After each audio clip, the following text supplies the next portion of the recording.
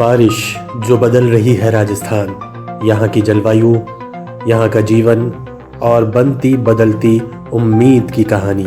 मौसम ने एक बार फिर करवट बदली। राज्य के कई हिस्सों में बारिश का दौर फिर शुरू हुआ और लगातार हो रही बारिश ने एक बार फिर रिकॉर्ड बनाया।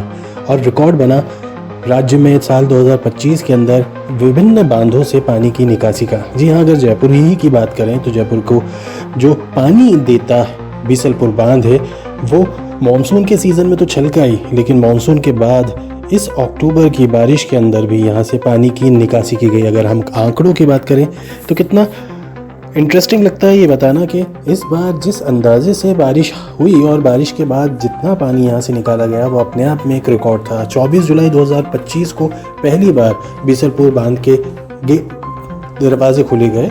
तब से लगातार पानी की निकासी होती रही और तकरीबन ये 90 दिनों तक लगातार पानी की निकासी की गई। कुल मिलाकर 130 टीएमसी से अधिक पानी की निकासी साल 2025 में हुई। मानसून के सीज़न के दौरान अक्टूबर के अंत में और नवंबर की शुरुआत में फिर बारिश के मौसम ने करवट लेने के साथ ही बीसलपुर बांध के दरवाजे फिर खोल दिए गए। इसके अलावा राज्य के माही बजाज सागर में भी तकरीबन 18,000 क्यूसेक पानी छोड़ा गया। नवनेहरा बैराज गेट 2 गेट खोलकर 10,000 क्यूसेक से ज़्यादा पानी यहाँ से भी निकाला गया। काली सिंह बांध से एक गेट खोलकर 4,000 क्यूसेक पानी की निकासी की गई। ईसरदा बांध से भी 621 क्यूसेक पानी निकाला गया।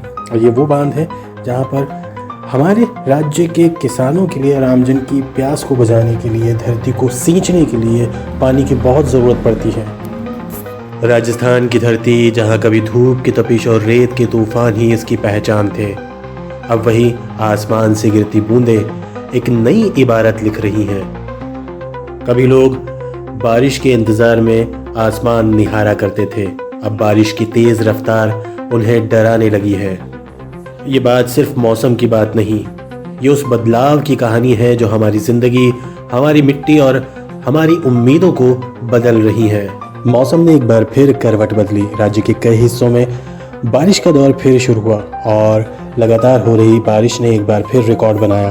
और रिकॉर्ड बना राज्य में साल 2025 के अंदर विभिन्न बांधों से पानी की निकासी का। जी हाँ, अगर जयपुर ही की बात करें तो जयपुर को जो पानी देता बीसलपुर बांध है वो मॉनसून के सीज़न में तो छलका ही, लेकिन मॉनसून के बाद इस अक्टूबर की बारिश के अंदर भी यहाँ से पानी की निकासी की गई। अगर हम आंकड़ों की बात करें तो कितना इंटरेस्टिंग लगता है ये बताना कि इस बार जिस अंदाजे से बारिश हुई और बारिश के बाद जितना पानी यहाँ से निकाला गया वो अपने आप में एक रिकॉर्ड था। 24 जुलाई 2025 को पहली बार बीसलपुर बांध के दरवाजे खोले गए। तब से लगातार पानी की निकासी होती रही और तकरीबन ये 90 दिनों तक लगातार पानी की निकासी की गई। कुल मिलाकर 130 टीएमसी से अधिक पानी की निकासी साल 2025 में हुई। मानसून के सीज़न के दौरान अक्टूबर के अंत में और नवंबर की शुरुआत में फिर बारिश के मौसम ने करवट लेने के साथ ही बीसलपुर बांध के दरवाजे फिर खोल दिए गए। इसके अलावा राज्य के माही बजाज सागर में भी तकरीबन 18,000 क्यूसेक पानी छोड़ा गया। नवनेहरा बैराज गेट 2 गेट खोलकर 10,000 क्यूसेक से ज़्यादा पानी यहाँ से भी निकाला गया। काली सिंह बांध से एक गेट खोलकर 4,000 क्यूसेक पानी की निकासी की गई। ईसरदा बांध से भी 621 क्यूसेक पानी निकाला गया। और ये वो बांध है जहाँ पर हमारे राज्य के किसानों के लिए, रामजन की प्यास को बुझाने के लिए, धरती को सींचने के लिए पानी की बहुत ज़रूरत पड़ती है। आंकड़ों की अगर बात करें तो राजस्थान में तापमान अब औसतन 1.2 डिग्री सेंटीग्रेड बढ़ चुका है, लेकिन असली बदलाव बारिश के स्वभाव में नज़र भी आ रहा है और असर भी डाल रहा है। अब बारिश पहले जैसी नियमित नहीं रही, वे देर से आती है और जब आती है तो टूट कर बरसती है। भारतीय मौसम विभाग के आंकड़े बताते हैं कि बीते 10 सालों में राजस्थान में एक्सट्रीम रेनफॉल यानी तीव्र बारिश की घटनाएं 22% बढ़ी हैं। यानी अब बारिश लंबी नहीं लेकिन एक साथ ज़्यादा हो रही है। खेतों को सींचने की बजाय ये बारिश अब कई बार उन्हें बहा ले जाती है। प्रदेश के कई हिस्सों में, कई जिलों में बारिश का पैटर्न पूरी तरह बदल चुका है। बाड़मेर, जहां कभी लोग सूखे से जूझते नजर आते थे, वहां एक ही हफ्ते में 750 मिलीमीटर तक बारिश दर्ज हुई है। टोंक, भरतपुर, झुंझुनू ये ज़िले अब अचानक आई बारिश से बेहाल है। 2024 के मानसून में कई इलाकों में 2-3 दिनों में उतनी बारिश हुई जितनी पहले पूरे सीजन में होती थी। परिणाम स्वरूप जल भराव, सड़कों पर दरारें और गांवों में पानी का सैलाब। राजस्थान का नक्शा अब सिर्फ रेगिस्तान नहीं रहा, ये फ्लैश फ्लड जोन बनता जा रहा है। बारिश के बाद जब हम बांधों को भरा हुआ देखते हैं तो ये दृश्य मन को सुकून जरूर देता है, लेकिन ये पानी अगर नियंत्रण से बाहर हो जाए तो वही सुकून एक डर में बदल जाता है। जी हाँ, राजस्थान के 19 बड़े बांधों में हर मॉनसून में क्रिटिकल लेवल तक पानी पहुंचने की घटनाएं बढ़ गई है।